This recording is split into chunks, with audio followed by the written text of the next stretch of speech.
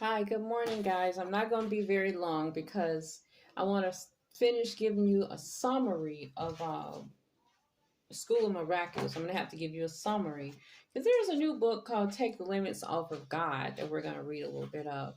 But, guys, I want to come on here and talk to you about today. Today is springtime. So it's not actually springtime, but it's coming into view. Um, Today is the 29th day of our lunar cycle. It means that we have one day left for the moon. The moon has a lunar cycle. So for 29 days, the moon has been trying to get completely lined up. When the moon lines up with the sun, it creates full tides. The moon kind of helps the oceans and the lakes and the things like that. So we're going to be having fuller tides come in off the water because the moon today it was a full moon. So when the earth, the moon, and the sun, when they line up, which happens at the same time during a full moon or new moon. We have a new moon today, so time has spring forward. The lunar and solar tides reinforce each other, leading to more extreme tides called spring tides. So, when lunar and solar tides act against each other, the result is unusually small tides called neap tides. But what's going to happen is we're going to see a lot of high tides coming in off of the water because the moon, we're in a new cycle with the moon. This is the 29th day of the first new moon. So we have one day left, and that's today. And today, the the moon and the sun have lined up, which is a good thing because now we're going to see it get warmer. You're going to see high tides coming in off the ocean. I've become a weather lady all of a sudden, but I've been looking at the moon, the sun, and the earth and what it does. You know, we have a gravitational pull with the sun and the moon and the water and all these different things.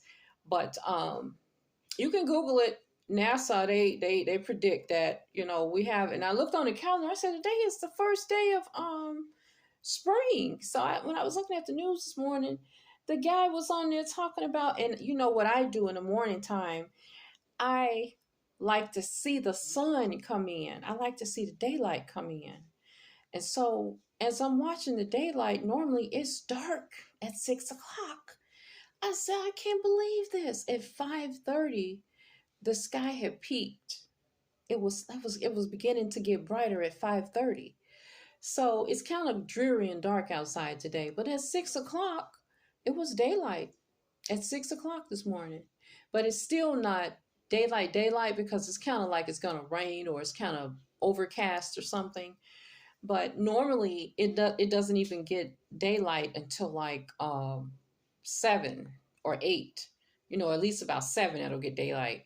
So we are actually an hour ahead. We've been an hour ahead now for about maybe 2 weeks. It's been doing this for about 2 weeks. It's been getting light at 6 a.m. But now when I looked at the clock, I said, my clock says it's 6:25. The news said, oh, it's 7:25. So I said, okay. So they done already sprung ahead with the time. See how the world keeps up with the moon and the stars as well.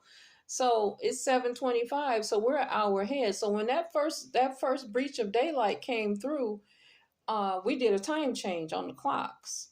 So today it's actually almost 8 o'clock right now, which is so crazy because I would think it's just 7 o'clock. It's almost 8 o'clock. So anyway, I'm just on here to tell you that we're getting into spring. And I don't know if today was a blue moon, but they said blue moon is going to be on August 19th or 20th of 2024. We'll have a full blue moon, but we had a full moon last night.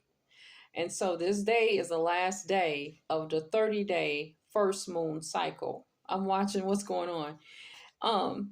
So today, or this week rather, if people are planning, this is going to be a good week to plant your flowers. You can go out and start planting your seeds like your greens, tomatoes, peppers, basil, beets, cantaloupe, chives. Start putting those little small things in the ground because we're getting ready to get some warmer weather. So anyway, I don't want to take up your time. I've been looking at the moon and the sun and things like that. I don't know exactly from a Jewish point of view how to really look at that, but it's all so awesome just to look at how the pull of what's happening up in the skies affects us in our lives and our living. It's all interesting to me. So I'll talk to you guys later when we come back and do a summarization of the manifestation of God. Bye bye.